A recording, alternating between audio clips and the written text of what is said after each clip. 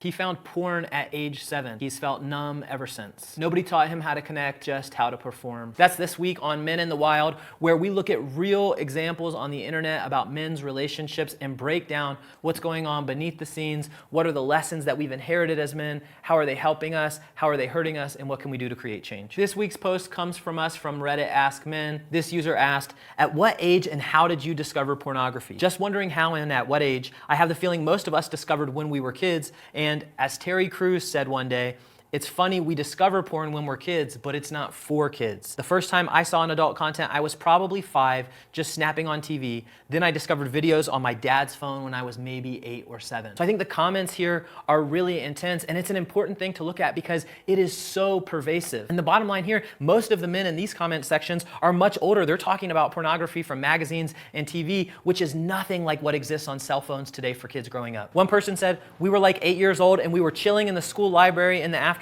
playing flash games on y8.com. Suddenly, my friend had the idea that we should write in sexualbodypart.com in our native language. Lo and behold, we found a porn site. By the way, don't really do this, please. It caused me severe porn addiction at a young age. 0 out of 10 would recommend." You can just read through page after page of comments here, and honestly, they are all pretty heartbreaking. You're seeing tons of men who are saying they were exposed to pornography at age 5, 6, 7, 8, that they became wildly addicted to it, that it has wrecked and impacted their lives in negative ways. And here's the thing. Nobody ever talks about this. Unless I instigate it in some of our men's group, men's programs, and men's talking circles, I am never in a space with other men where we talk about the pervasive impact of pornography on our life, on our relationships, on our mental health, and we never talk about our fear for how it's impacting our kids. The bottom line is we need way more spaces in our society where we as men are having honest, vulnerable conversations about the pros and cons of pornography in our life, pornography